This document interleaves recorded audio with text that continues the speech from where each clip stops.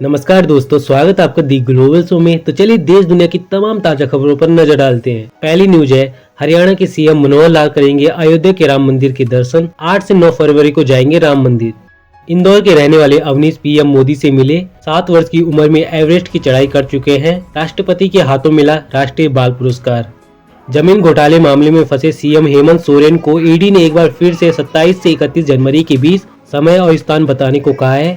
26 जनवरी को गणतंत्र दिवस के चलते 25 से 26 जनवरी तक दिल्ली जाने वाली ट्रेन में पार्सल ले जाने पर पाबंदी लगाई गई है।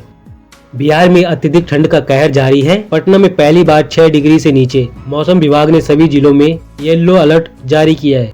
पीएम मोदी और फ्रांस के राष्ट्रपति मैक्रो आज 25 जनवरी को गुजरात का दौरा करेंगे। इसके चलते जयपुर ट्रैफिक पुलिस ने जारी किया ट्रैफिक प्लान।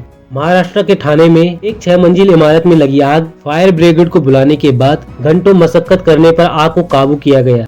ममता बनर्जी की कोलकाता में सरदार रैली के चलते बोली, क्या बीजेपी महिला विरोधी है? राम का राम लेते हैं लेकिन माता सीता का नहीं। कांग्रेस नेता शशि थरूर ने पीएम मोदी पर साधा निशाना। कहा, पीएम मोदी विकास और राष्ट्रीय सुरक्षा की बात नहीं करते, चाइना से अपनी जमीन भी वापस नहीं ले पाए, हर चुनाव से पहले राजनीतिक एजेंडा बदल देते हैं। पाकिस्तान ईरान के डिप्लोमेटिक रिलेशन 5 दिन में हो जाएंगे नॉर्मल।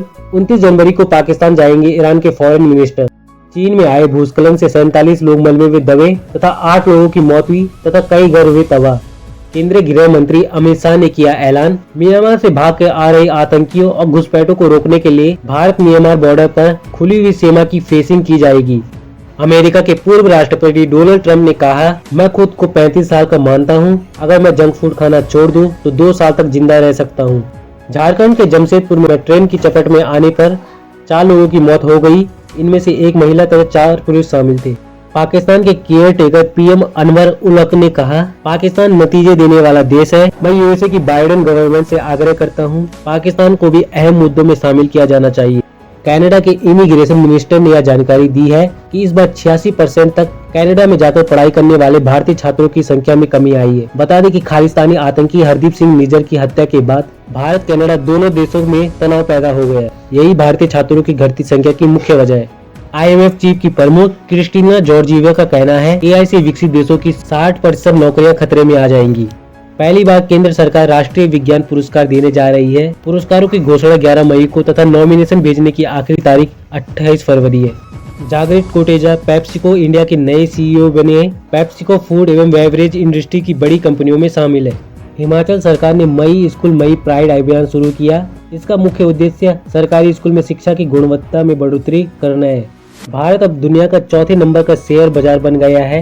हांगकांग के शेयर बाजार को भारत में पीछे छोड़ते हुए 4थे नंबर पर आया है। पहले पर अमेरिका, दूसरे पे चीन तथा तीसरे पे जापान है। ICC की जारी T20 रैंकिंग में भारतीय खिलाड़ी शामिल है। इनमें सूर्य कुमार यादव, यशस्वी जायसवाल, अर्शदीप सिंह, रवि बिश्नोई शामिल है। इंग्लैंड के हैरी ब्रूक भारत के खिलाफ टेस्ट सीरीज नहीं खेलेंगे। व्यक्तिगत कारणों से वापस इंग्लैंड जाएंगे। आज 25 जनवरी से भारत और इंग्लैंड के पहला टेस्ट मैच खेला जाएगा। सुमन गिल को BCCI ने क्रिकेटर ऑफ द ईयर 2024 का अवार्ड दिया। भारत और मिस्र की सेना के बीच दूसरे संस्करण के साइक्लोन युद्धाभ्यास की शुरुआत हुई। इसका मुख्य उद्देश्य रेगिस्तान और अर्ध रेगिस्तान में भारत मिस्र की सैन्य ताकत को बढ़ावा देना है। प्रधानमंत्री नरेंद्र मोदी ने सूर्योदय योजना की घोषणा की। पीएम मोदी ने बताया, बीजेपी सरकार 1 करोड़ घरों पर सोलर पैनल लगाएंगे। इसके चलते लोगों को ऊर्जा की जरूरत के लिए उनके घरों को आत्मनिर्भर बनाया जाएगा। मार्केट कैप के अनुसार LIC देश की सबसे मूल्यवान कंपनी है। भारत की कृष्णा गोदावरी बेसिन रिफाइनरी से पहली बार कच्चे तेल का उत्पादन शुरू किया गया। साउथ कोरिया में 110 साल बाद डॉग मीट पर बैन लगाया गया। हमास के द्वारा इजराइल के 24 सैनिकों की मौत होने के बाद नेतन्याहू बोले, शहीदों का बलिदान व्यर्थ नहीं जाएगा, उनकी शहादत का बदला लेंगे। टेस्ला के CEO एलन मस्क ने UNSC की सदस्यता में भारत का पक्ष रखा। भारत की परमानेंट सदस्यता नहीं होने को बेतुका बताया। भारत एक सर्वाधिक जनसंख्या वाला देश है, इसके बावजूद UNSC में नहीं है। भारत की बैडमिंटन जोड़ी Satwik Chirag BWF world ranking में लगातार दूसरी बार नंबर 1 पे पहुंची। वहीं दूसरे नंबर पर चाइना के लियांग वांग है। टेनिस के खिलाड़ी जोकोविच 11वीं बार ऑस्ट्रेलियन ओपन के सेमीफाइनल में पहुंचे। उपराष्ट्रपति जगदीप धनखड़ एक कैंपेन लॉन्च करने जा रहे हैं जिसका नाम है हमारा संविधान हमारा सम्मान। 75वें गणतंत्र दिवस के उपलक्ष्य में यह कैंपेन पूरे साल भर चलेगा। गणतंत्र दिवस समारोह में हिस्सा लेने वाले एनसीसी कैडेट्स और झांकी में हिस्सा लेने वाले कलाकार पीएम मोदी से उनके आवास में मुलाकात करेंगे। राजस्थान में चल रही फ्री स्मार्टफोन योजना फिलहाल रोक दी गई है। मंत्री राजवर्धन बोले, इस योजना की पहली समीक्षा होगी, इसे देखेंगे कि कितनी महिलाओं को लाभ हुआ। अब तक केवल 24 लाख स्मार्टफोन बांटे गए, जबकि सरकार का लक्ष्य फेज 1 में 40 लाख महिलाओं को स्मार्टफोन देने को था।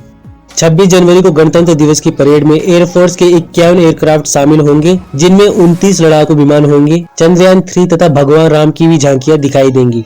अनुराग ठाकुर बोले, पीएम मोदी ने अपने 10 साल के कार्यकाल में वो किया जो कांग्रेस 65 साल में नहीं कर पाई थी। कांग्रेस प्रवक्ता ने कहा, 31 जनवरी को जारी होगी इंडिया गठबंधन की पहली लिस्ट। बिहार में 750 करोड़ से अधिक हुई मतदाताओं की कुल संख्या।